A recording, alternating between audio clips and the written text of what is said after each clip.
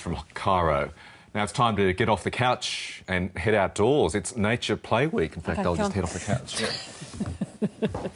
He's off. The idea is to encourage parents and children to take a break from computers and enjoy some old-fashioned fun in the fresh air.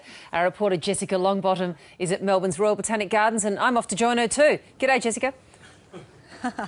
Virginia, that's right. We're so wrapped up in our phones these days, aren't we? In our iPads, we always have to have them close by.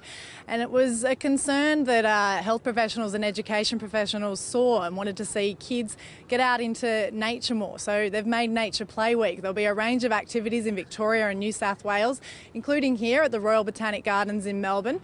And an enthusiast of the week is children's author and illustrator Graeme, and he joins us now. Graeme, what's this week all about? Well, as you say, it's about getting kids leaping away from those screens just for a bit.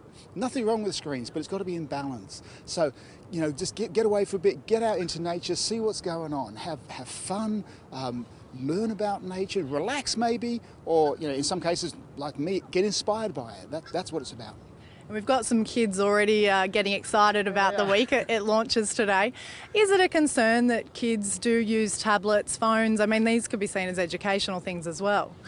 Well, and they're getting, you know, better and better and more seductive. The sort of stuff that's on the screens is fantastic. I mean, I use the screen myself, probably spend too much time there. But getting away from it's incredibly important too. I was very lucky when I was a kid that my parents, well, we didn't have those kind of screens, but we got out into nature and it was hugely inspirational. And it started my career of, you know, drawing and illustrating animals. And you never know where inspiration comes from in life, but the best thing to do is get out there, experience the real world, and then sometimes go back to the screen and maybe you'll be putting in rather than just getting out. And of course there's a major tie-in between your works, Animalia, Sign of the Seahorse and nature, so this must be an issue that's very close to your heart. Oh, look, definitely. And the more you see, the more you get inspired.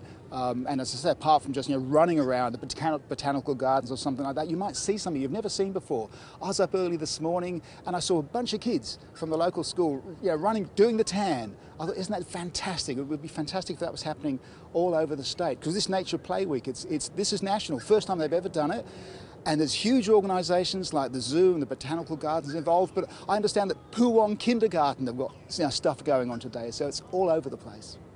Does it concern you that kids might be missing out more than they did maybe 20, 30, 40 years ago on nature? Are we becoming more obsessed with these indoor activities, do you think?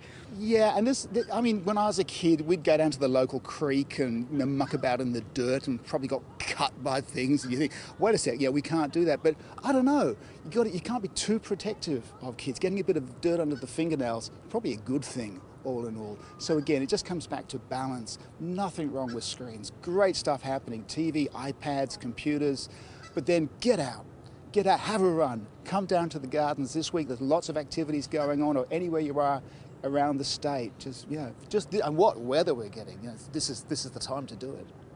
Now, I must admit, I was surprised when I researched this story that you're still writing children's books, because I grew up with some of them. How does it feel to span so many generations? Yeah, life didn't finish with Animalia. My life did. Well, I keep on doing it. Every couple of years I put out a book. I've got an exhibition on at the moment down in Mars Gallery in Bay Street, Port Melbourne. I've got another couple of books which have just come out just in the last few weeks called Little Bug Books. So I'm still doing it and I'm still inspired by nature. Now, I'm really interested about this auction because you've put up your two remaining works from Animalia, the Lazy Lions and the Hairy Hogs, for a massive price tag. Why do you want to see these works go? Oh, well, I don't. That's why they're priced so high. They're kind of like priced not to sell. You know, if I do sell them, hey, I pay off the mortgage. If I don't, I get to keep them. It works out both ways. But does it? What happens if they do sell? Will you be upset? Yeah, I will. I mean, when I sold all the rest of Animalia, I got, you know, pretty churned up. This was back 25, 26 years ago. And I didn't sell anything for 20 years as a result. But you kind of get over that. It's been actually quite cathartic getting the pictures up on the walls. I see them as much as paintings in their own right as illustrations from books. So I'd love for people to get down there and just sort of see them behind glass. Great. Thanks so much, Graeme. Nature Play Week all this week in New South Wales and Victoria, and anywhere you want, get out into nature. That's the message being sold here today. Good on you. Thanks so much, Jessica. And Michael's had a very nice time out in nature. Look at your suntan. I've got a tan, just a slight bit of vitamin D, so I'm feeling very healthy. So life is much better. It's quite nice out there. I know. Take a break out there next hour. Yep, heading off in a minute.